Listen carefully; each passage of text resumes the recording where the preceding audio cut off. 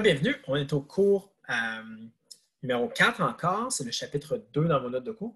Et on a terminé avec le problème de Monty Hall dans la dernière vidéo. Et là, on va explorer dans le fond comment on a pu calculer certains des éléments dans le problème de Monty Hall, entre autres la probabilité de l'intersection de A et de B. Il y avait deux événements, on a calculé une intersection d'une façon nouvelle.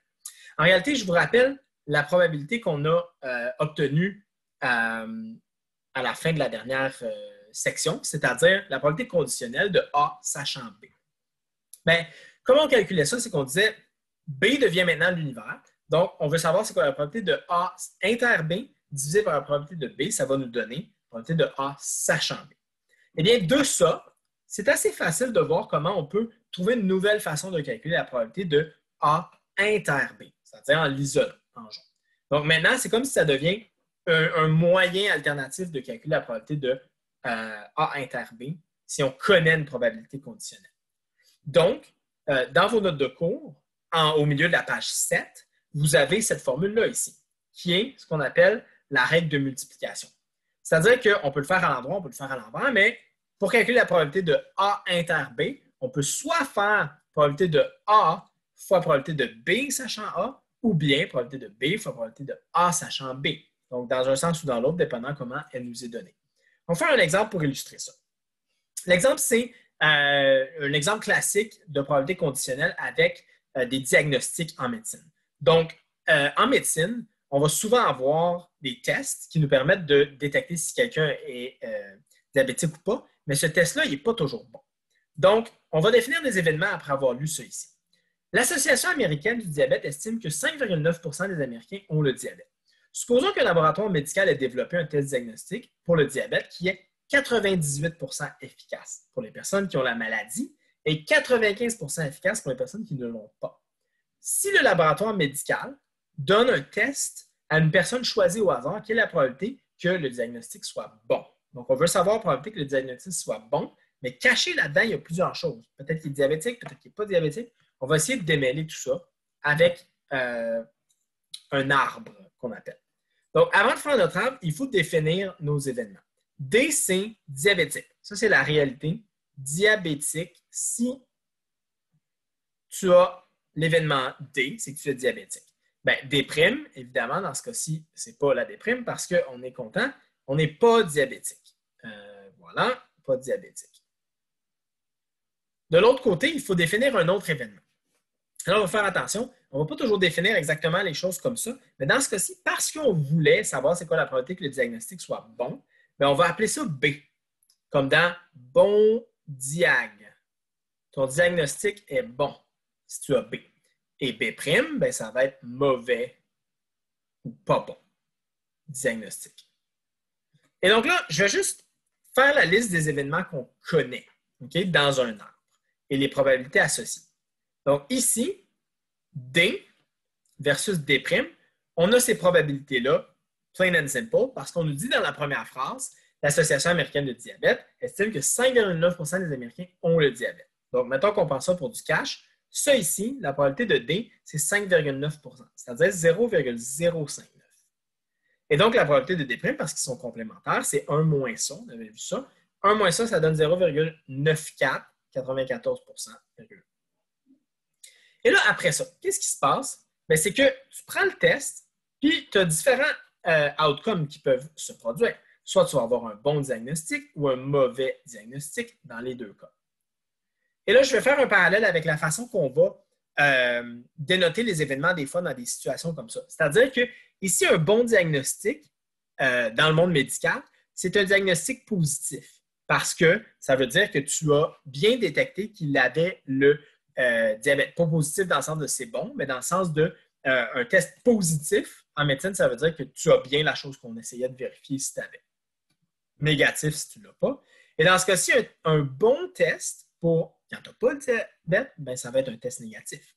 Tandis qu'un mauvais test, ça veut dire qu'on appelle ça un faux positif. On a déterminé que tu avais le diabète alors qu'en réalité, tu ne l'as pas. Donc, ces probabilités-là, elles sont données. Okay? C'est-à-dire qu'on nous dit dans le texte que, sachant qu'on a le diabète, ça c'est dans la troisième ligne, deuxième ligne dans le fond, un test diagnostic pour le diabète est 98% efficace pour les personnes qui ont la maladie. Ça veut dire qu'il est bon pour les personnes qui ont la maladie. Donc, 0,98, c'est la probabilité de, si tu as le diabète, qu'on te teste positif. Donc, ça, là, on pourrait noter ça, la probabilité de B, sachant que tu as le diabète, c'est 0,98. Et donc, parce que ces choses-là sont complémentaires, ça, c'est 0,02. Et donc, on pourrait dire que ça, c'est la probabilité de B', sachant D, qui est 0,02. C'est des événements complémentaires, sont sur la même branche. Ici, par contre, dans le texte, on nous dit qu'il est 95% efficace pour les personnes qui n'ont pas le diabète. Mais efficace, c'est un test positif ici. Là. Donc, ça voudrait dire qu'ici, on a 95%. Non, excusez-moi, c'est négatif ici, donc c'est bon ici. 0,95. Un test négatif, ça veut dire que tu n'as pas le diabète. C'est ça qu'on a trouvé. Et ici, ça va donner 0,05, ce qui reste. Et donc, écrit en notation probabiliste, conditionnelle, ce serait la probabilité d'un bon diagnostic, sachant que tu n'as pas le diabète, c'est 0,95, tandis qu'ici, la probabilité d'un bon diagnostic, d'un mauvais diagnostic, sachant que tu n'as pas le diabète, on te découvre le diabète faussement, bien, ce serait 5%. Et là, en passant, un faux positif, qui est ici, versus un faux négatif, ben, ça n'a pas les mêmes effets. Okay? C'est pire de ne pas te diagnostiquer une maladie parce que tu pourras en mourir que de t'en diagnostiquer une faussement, puis on réalise un mois plus tard qu'on a fait des traitements pour rien. Mais c'est pire de ne pas te diagnostiquer. Donc là, ce qu'on cherche à trouver dans ce problème-là, là, à la fin de la question, c'est si un laboratoire médical donne un test à une personne choisie au hasard, donc n'importe qui, quelle est la probabilité que le diagnostic soit bon? C'est-à-dire, sachant rien, finalement, c'est quoi la probabilité que le diagnostic soit bon? Donc, quelle est la probabilité de bon? Bien, pour calculer ça, ce qu'on fait dans le fond, c'est qu'on sépare une probabilité en deux. On dit, ben, tu sais quoi? Il y a juste deux types de personnes dans la vie. Il y a les diabétiques puis il y a les pas diabétiques. Donc, ma probabilité B, c'est comme si on fait une partition des deux. Vous avez déjà entendu ça en calcul intégral. Bien, on dit, c'est la probabilité de B inter D plus la probabilité de B inter D'. Donc, on a tout là-dedans. Et là, bien ça, on va utiliser la règle de multiplication pour le calculer. On va dire que c'est la probabilité de B sachant D, parce que celle-là, on l'a, fois la probabilité de D. Et ici, ça va être la probabilité de B sachant D' fois la probabilité de D'. Et là, ça, c'est toutes des choses qu'on a à la page précédente, juste ici. Et donc, je remplace et je calcule. Ça me donne 0,98 fois 0,059. Ici, c'est 0,95 fois 0,941. Et tout ça va donc être égal à 0,9518. Et donc, la probabilité que le test soit bon pour une personne choisie au hasard, c'est un peu plus que 95%. On revient dans les notes de cours. Je suis rendu en haut de la page 8 dans vos notes de cours. Bien, ce qu'on vous dit, c'est, bien, ce qu'on vient de faire, là, on appelle ça la formule des probabilités totales. C'est-à-dire qu'on peut partitionner B en son intersection avec A et A', et là, utiliser les probabilités conditionnelles pour calculer ça. Donc, c'est un principe quand même assez utile. Événements indépendants. Comment on définit ça? Bien, deux événements sont indépendants si, dans le fond, la probabilité conditionnelle n'a pas d'effet. Ça veut dire que la probabilité de A sachant B, c'est la même que A. Ça ne fait rien de savoir B. Ou, d'une autre façon, la probabilité de A inter B, c'est P de A fois P de B. Si on plug ceci dans la formule qu'on avait utilisée pour calculer ça, puis que ça donne ça, ben, dans le fond, on a montré qu'ils sont indépendants, que la probabilité de A sachant B est égale à la probabilité de A. Là, on dit le fait que B se produise ne modifie pas la probabilité de A, autrement dit. Donc, on fait un exemple avec ça. Est-ce que le fait d'avoir comme langue maternelle le français influence le fait de choisir d'étudier un cégep francophone? Bref, est-ce que quand tu arrives à 17-18 ans et tu fais ton choix d'aller au cégep, ça a une influence quelconque que tu sois francophone dans la langue d'enseignement que tu vas aller? Je pense qu'on s'attend à la réponse. On va voir.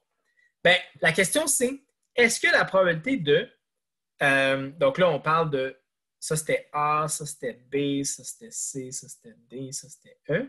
Donc là, on parle de langue maternelle français, donc B, et cégep francophone. Et donc, ces deux événements-là, est-ce qu'ils sont indépendants ou pas, finalement? Donc, est-ce que la probabilité de B inter-C est égale à la probabilité de B fois la probabilité de C? Et là, pour faire ces calculs-là, je vais aller chercher mon autre feuille blanche parce que je n'ai pas d'espace.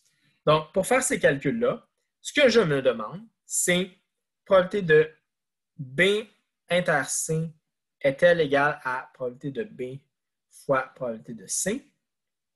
Et là, ben, on va utiliser les formules classiques pour le faire. C'est-à-dire que ben, probabilité de B, c'est tout simplement nombre de cas favorables à B sur nombre de cas en tout. Probabilité de C, c'est nombre de cas favorables à C sur nombre de cas en tout. Et ici, c'est nombre dans les deux.